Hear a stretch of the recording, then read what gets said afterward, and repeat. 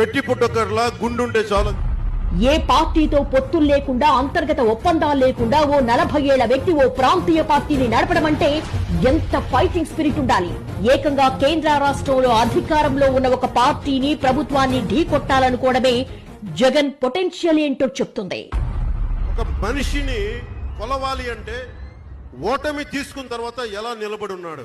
2014 ఓటమికి కుంగిపోకుండా, చేజారిపోతున్న ఎమ్మెల్యేలను చూసి బేజారైపోకుండా అధికార పార్టీ ఎత్తులను చిత్తు చేసుకుంటూ ఏపీ పొలిటికల్ స్క్రీన్ పై సునామీ సృష్టించాడు.